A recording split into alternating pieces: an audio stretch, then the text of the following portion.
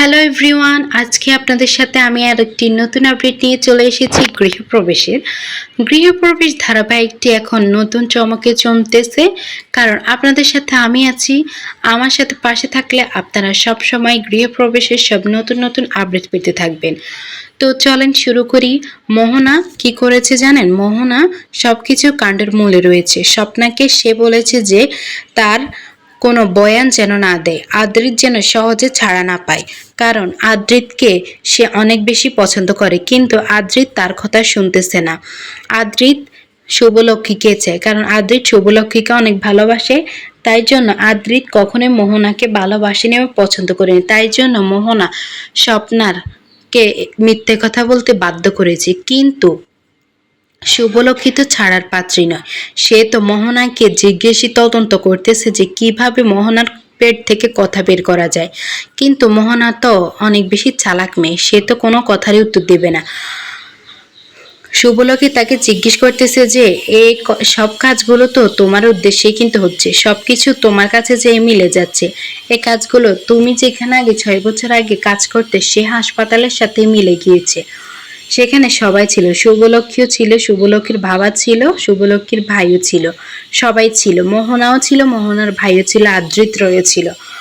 আদ্রিত রয় ওইখানে কিছুই বলেনি, কারণ আদ্রিত রয় জানে তার বোন এর কোণে। সে চুপচাপ তার বোনের সাথেই দাঁড়িয়েছিল। আদ্রিত রয় জানে মোহনা মিথ্যে কথা বলতেছে, কিন্তু সে তো আর তার বোনকে নির্দোষে ফাঁসি দিতে পারবে না, কারণ সে তো তার বোন। কিন্তু শুভলক্ষ্মী তো তার পেট থেকে কথা বের করার জন্য উঠে পড়ে লেগেছে। কিন্তু মোহনা তো সব কথা বলবে না। সবাই তো মোহনার কথা বলার জন্য বসে রয়েছে। স্বপ্না যে তার মিথ্যে কথা বলেছে সেটা শুভলক্ষ্মী বুঝে গিয়েছিল। সে বলেছে যে আদিকে বাঁচানোর জন্য সে যত দূর যাওয়া লাগবে শুভলক্ষ্মী যাবে। শুভলক্ষ্মী তো আদ্রিতকে ভালোবাসা নেই, তাই জন্য সে পাগলের মতো ছুটতেছে কিভাবে আয়ানকে বাঁচানো যায়, মোহনার আয়ানকে কিভাবে বাঁচানো যায়। আর মোহনা তো চাচ্ছে তার আয়ান যেন আরো কয়দিন জেলে থাকে এবং শুভলক্ষ্মী তাকে যেন ছেড়ে দেয়।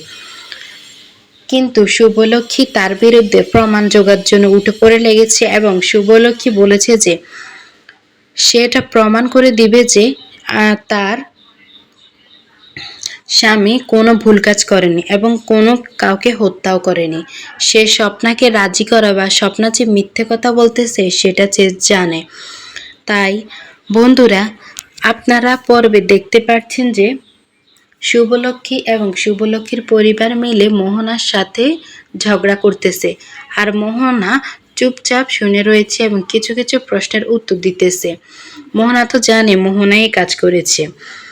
শুভ লাস্ট পর্যন্ত বলেছে, প্রতিজ্ঞা করেছে যে এটা যদি কোনো আগের গল্প হয় তাহলে মোহনার পুরনো সব গল্প সে বের করে আনবে।